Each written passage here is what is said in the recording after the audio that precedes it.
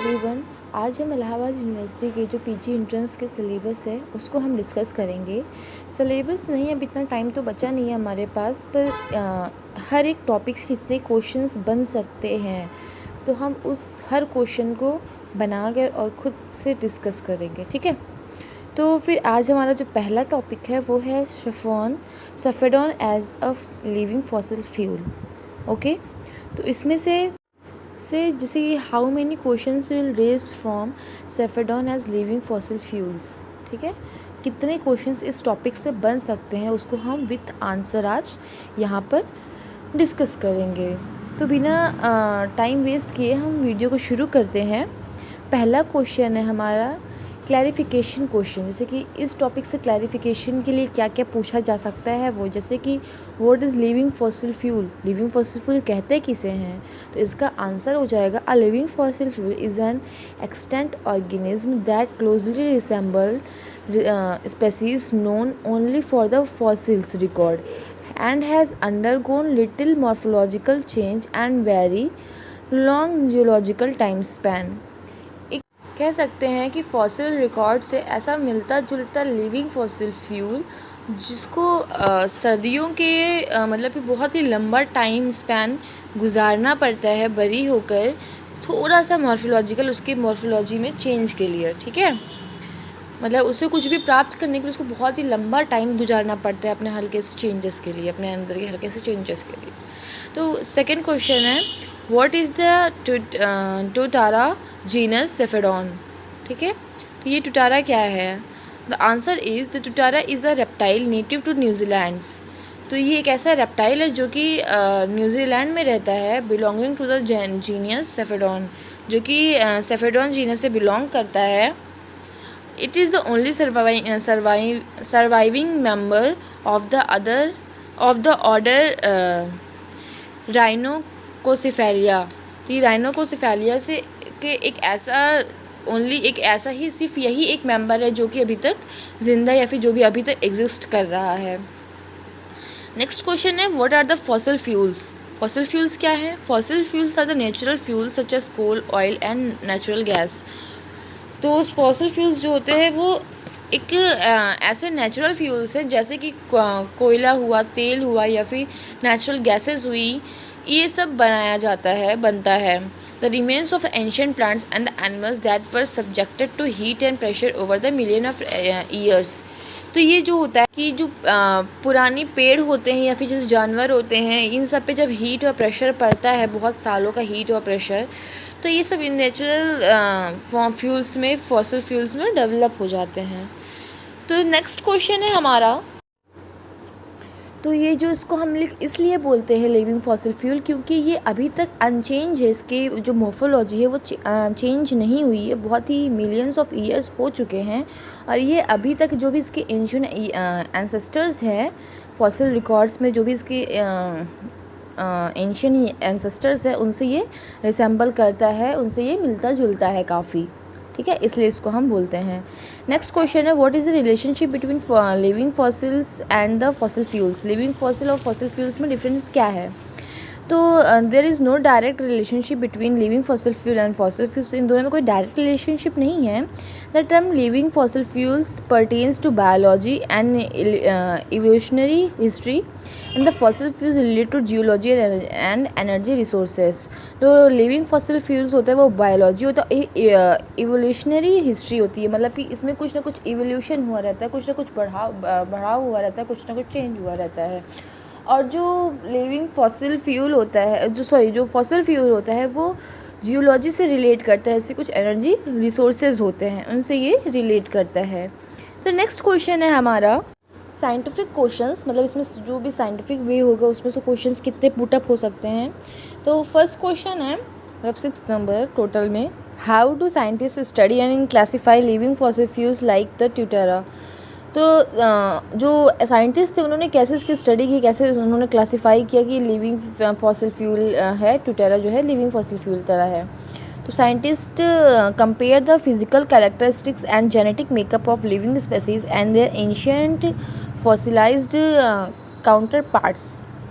तो जो साइंटिस्ट थे वो फिज़िकल कैरेक्टर्स और जेनेटिक मेकअप के लिए उन जेनेटिक मेकअप जैसे कि उनके जो भी फॉसिलाइज्ड काउंटर पार्ट्स थे या फिर जो भी उनके एंशियंट से उनकी कंपैरिजन करके उनके एंशियंट के और इनसे इनके प्रेजेंट टाइम का कंपेयर करके जो भी निकला उससे इन्होंने ये क्लैरिफाई किया। Fossil evidence and morphological studies support the classification of organism like the tuatara's fossil fuels.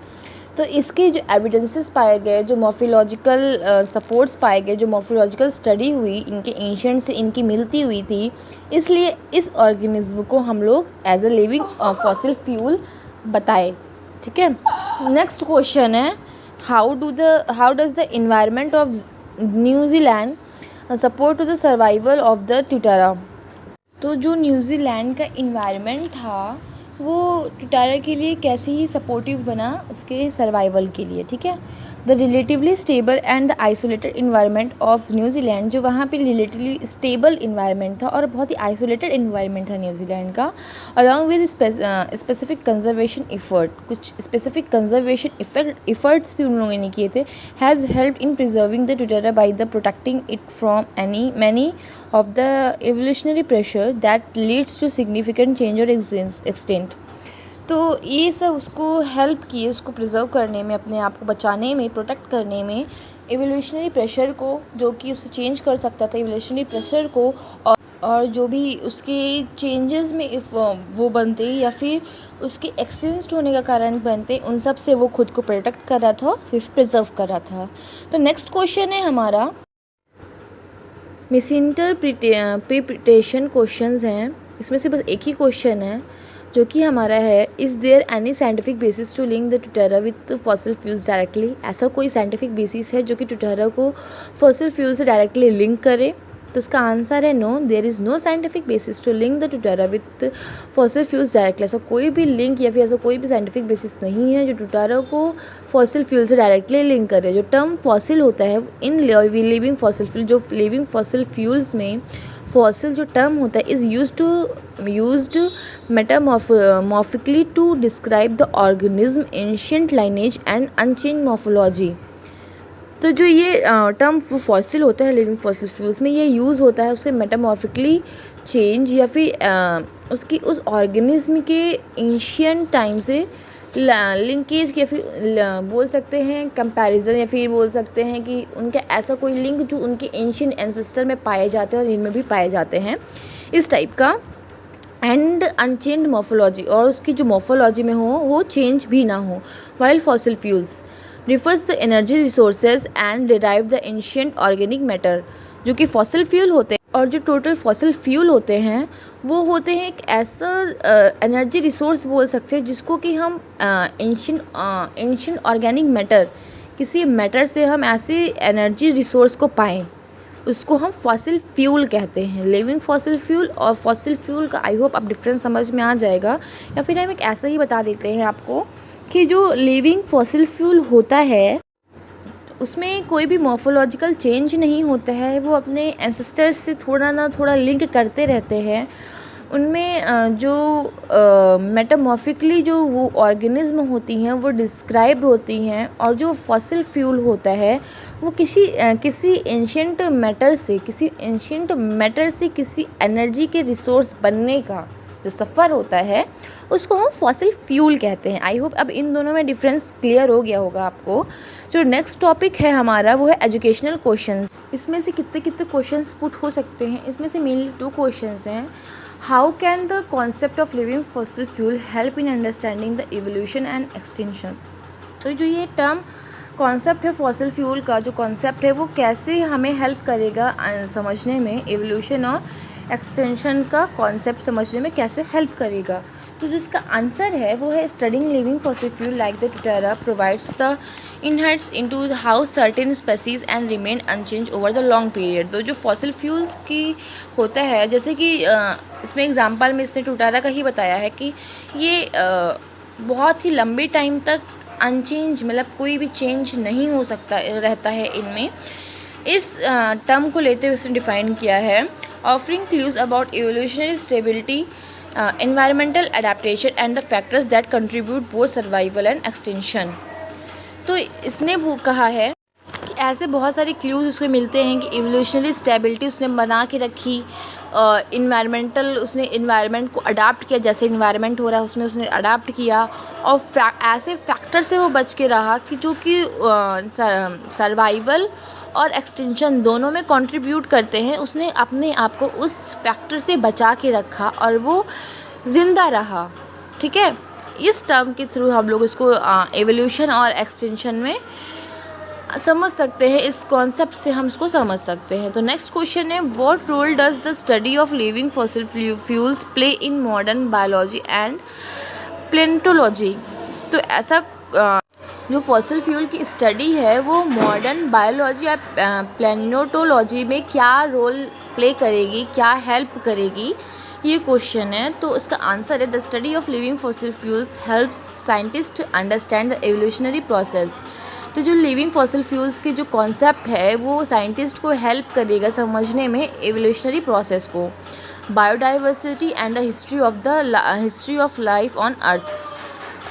Evolutionary process को समझने में हेल्प करेगा, बायोडाइवर्सिटी को समझने में हेल्प करेगा, और जो अर्थ की लाइफ हिस्ट्री है उसको समझने में हेल्प करेगा। It bridges the gap between the extinct species and their modern relatives.